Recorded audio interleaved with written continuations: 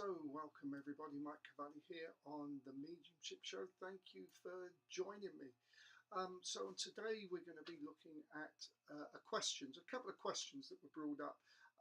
The question of the Creator, is he experiencing himself through us, and also his reactions. Now the answers that were given come from a channeled message from Jean, and so I'm going to sort of paraphrase everything and put in my two penneth worth, as it will, and we're probably going to digress a little bit here and there, but that's okay. This is what I think is it all about. We can't be too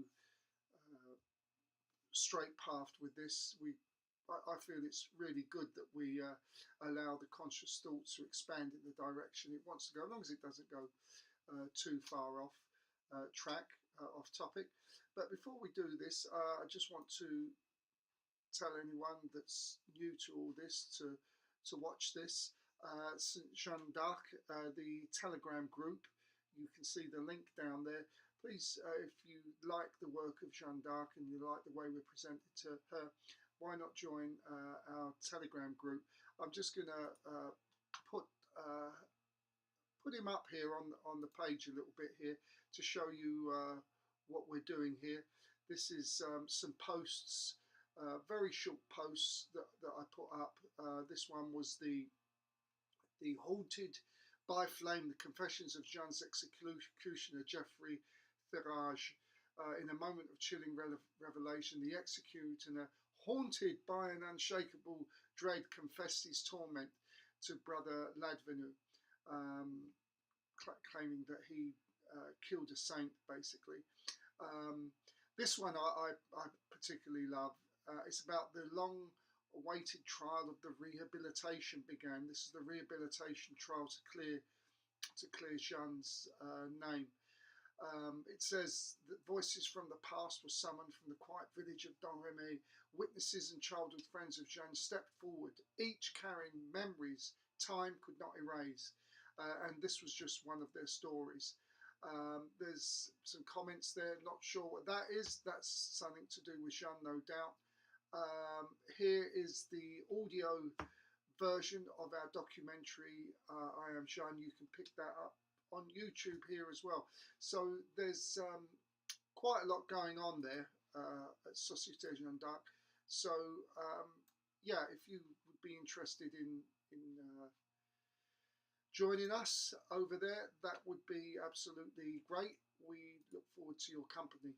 So without further delay, we're also on Facebook as well. Just type in Société Jeanne d'Arc and you'll be able to find us.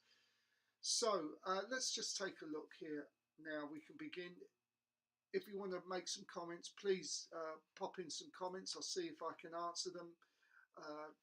Can't guarantee I'm going to know all the answers to all things. I think that wouldn't be a smart thing to do you? Although too many people tend to think they have the answers for everything. The spirit world is a vast, vast world, and it's completely different to the individual, as we've seen with people's near-death experiences. Also, if you want to see if there's anyone in spirit hanging around that wants to communicate with you, just text in and let's see if someone comes through. It may not be who you've been looking for, but I just ask you keep an open mind as to who that it could possibly be. But other than that, you can just listen if you'd like to listen. But I do like people to be interactive. We do this quite a lot on other programs that I work with, and it'd be nice to do it here. So the question of the Creator, his experiencing himself through us and his reactions. Well, as Jean was said in the message, it would be better said that he lies within each and every one of us, thus connecting all of us one by one. By doing so, giving us the opportunity to, through ourselves, experiencing the Creator. So just to digress right off from the beginning, as a side note, we are actually only separated by 6 degrees of separation. Many of you may have heard of this It's called the Kevin Bacon experiment, I think it's called. But we're actually all connected by only 6 degrees. I say we're disconnected by 6 degrees. So in other words, it doesn't matter if we're talking about the Pope, a president, so-called royalty, whatever. We're just separated from them by 6 degrees. In other words, I know someone who knows someone who knows someone who knows someone who knows someone who knows the president, the king, the Pope, and so on and so forth. I mean, that's an amazing concept when you consider how many millions and billions of people there are. The BBC done a documentary on this, by the way, and there was about 4 people. They created a 6 degree of separation where they needed something to get to somebody on the other side of the world. And there was 6 degrees of separation. Sometimes you can do it in 4, sometimes it takes about 8 or 9. It's very, very similar concept to the 100th monkey experiment, which we don't need to go into right now. The other thing about ourselves experiencing the Creator, we can do this through empathy and sympathy and all these kind of things. And this is done through the field that is around us, even if we're really in a 3D mode and we're not very conscious. Our field is about 2 meters all the way around us. If we do meditation and stuff like that, it gets bigger and bigger and bigger. So it's important that when we need empathy and when we want to be in that love vibration, it's good to have people in your tribe that interact with that 2 meter circumference that we have around us. It has been noted that when people are isolated, like those in prison, and they are not within this 2 meters of people, that they begin to lose empathy and they begin to get depressed and so on and so forth. So it is important that we have this connection, and it keeps us connect with that divine energy. So for the Creator, it's not really an experience, it's more of an awareness. And with true awareness, there's no reaction, there's just observation. And Jean tells us in the channeled message that these words such as reaction are really a human concept. The Creator is beyond that human emotion. There are no words to describe how the divine feels because we've not experienced his level of vibration. I say his level of vibration. I try and remember to say his, hers, or the cosmos, or whatever. But you know what I mean. We just say he for now. And you'll have to forgive me if I fall into that trap now that we're all falling into. The Creator doesn't go back. This is one of the most important things. And if we want to experience the Creator, we shouldn't go back either. He always was, is, and will be. And that is beyond the concept of forward and backward motion or thinking. And it's really difficult, isn't it, for us on the earth plane to understand the concept of always, that was, is, and will be. Because here on the earth plane, we have things that begin and end. We're born, and then we make this transition. The earthly body dies, but we don't. But the earthly body dies. Then we go to school, and we leave school, and then we go to work, and then we leave work, we retire, and then there's all these little individual beginning and ends. The beginning of the day, the end of the day. We get up, we go to bed. Everything begins and ends. In the spirit world, as I understand it, everything is running simultaneously, past, present and future. That must be a wonderful thing to experience, I would say. But another important point she brings up is by tuning into the God frequency, you will have a better understanding of how the divine keeps perfect harmony within his kingdom, which is the universe. And I know to some people, gee, Mike, the world is falling apart at the seams. And I'd say, thank God it's falling apart at the seams. Finally, it's falling apart at the seams, because we can't bring in this 5D world unless the old world crumbles. And because our vibration and our collective consciousness is getting higher and higher and higher, and so the 3D world and all of its structures has no support or very little support. So the question arises, why does he allow suffering? And there's many answers to that. We can just skirt the surface of it. How should he, she stop suffering? According to your own personal belief. What if someone else's belief disagrees with your way of ending suffering? What then? What's the solution? This is such a complex issue. And we must consider and take into consideration life contracts that we agreed upon before coming to the earth plane. And I use the term very loosely, life contract, as it's not how many people interpret it to be. But again, we can discuss this for another time. One of the big subjects that I'm trying to put together, which was one of the most difficult channels I've ever done, is on the soul and the soul's purpose, because this is a big subject, and I think many of you will be surprised what I'll tell you about that. That's taken a little bit of a while to put together, because I've got to put it together in the form of a video, some kind of pictorial presentation, for it to make some kind of sense. So another question was about God creating Satan. And I'm not going to use that word anymore. I don't like that word. There's power in words. I've blocked myself off from it, certainly, but it's not a nice thing. It's not a nice word to have hovering about. So from now on, I refer to this as the dark one, or the dark side, or anything like this. So as Jeanne says, the idea of the dark one is a really silly concept to think about it. She says God created his own enemy just to fight him and somehow can't destroy him. Well, the all omnipotent divine is pure love. And so the idea of creating someone to destroy simply doesn't come into that consciousness.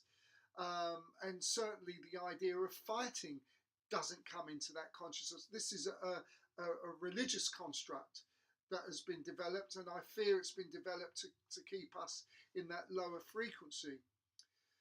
I mean, would you destroy your own child? Would you kill your own child if he or she committed a heinous crime? But of course you wouldn't. And so put it in terms of human understanding, we put it like this: neither would the Creator. So some suggest also that he is the dark side of himself.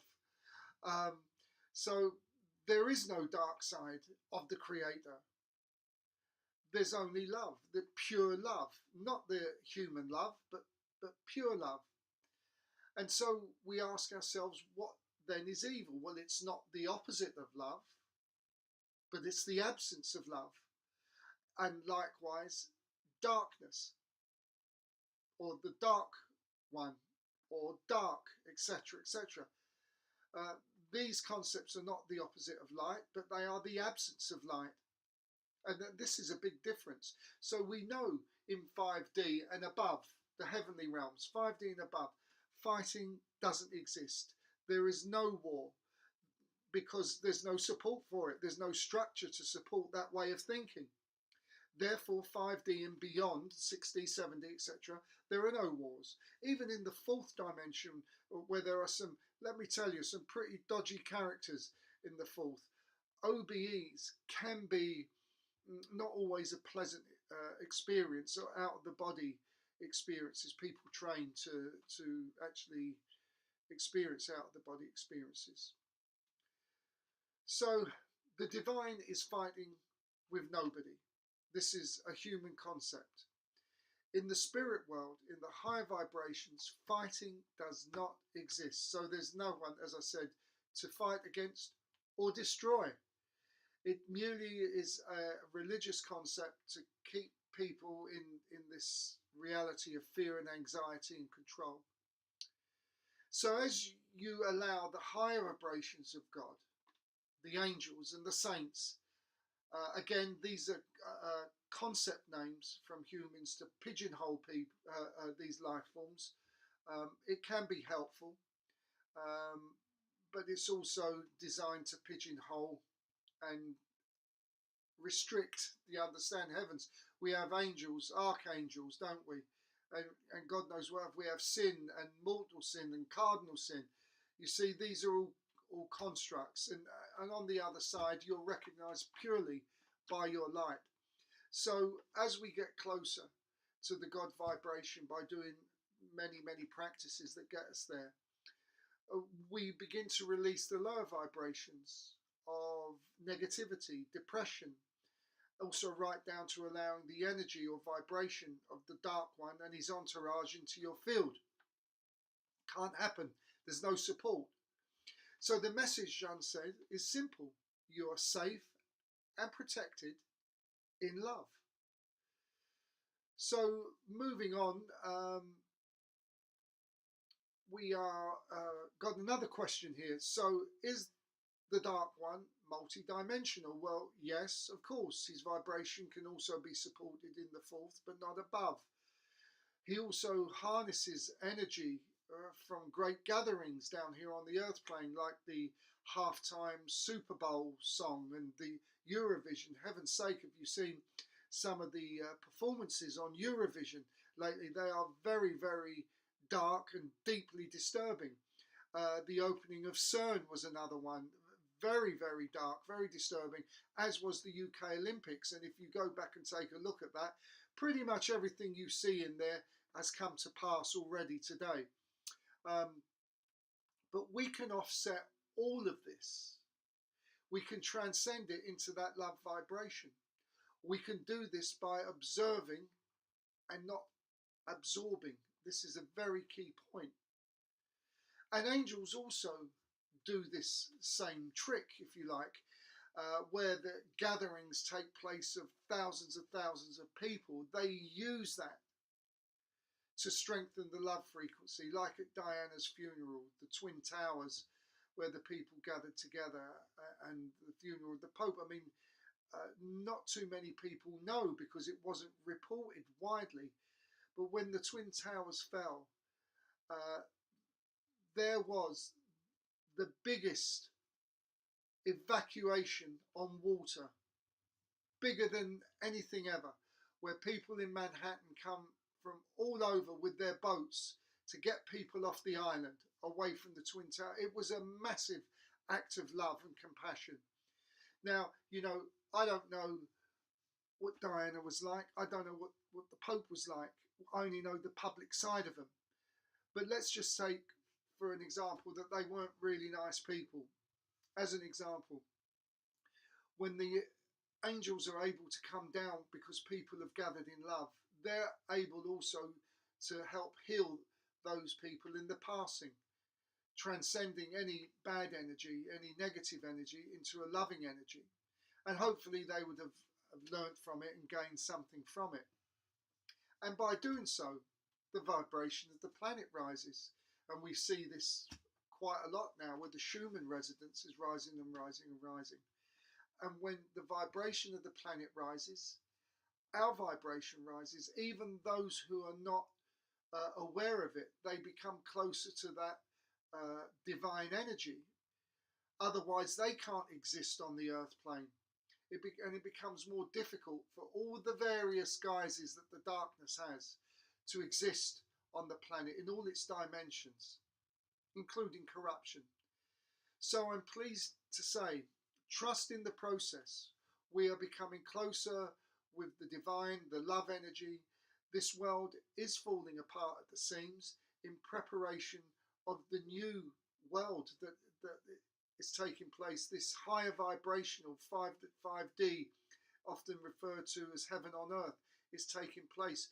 But you have to trust the process. You have to live as though it's already there, although it's already happening. Don't live in fear. Don't be frightened of what you see and read. Just trust, turn into yourself, turn to your guides, turn to the divine, turn to Christ, the Holy Mother, or whatever deity you choose. But above all else, open up the heart and trust from the heart. This is where it all begins. So look, that's all I've got to say on this. I think we'll leave it there. And what I'll do is I'll come back later on and see if there's any questions. And I'll try and answer them. You can pop some questions there on the YouTube channel. Unfortunately, we didn't receive any mediumship questions today. No one looked like they wanted to connect with anyone in spirit, which actually ain't a bad thing, is it? Because at least it might show that you're content. You do know that we do survive the earthly body, which is a good place to start. So anyway, look, this is Mike Cavalli. I'm signing off. Please do leave some comments and I'll try and get back to them as soon as I possibly can. This is me, Mike Cavalli, and Jean signing off. Bye-bye for now.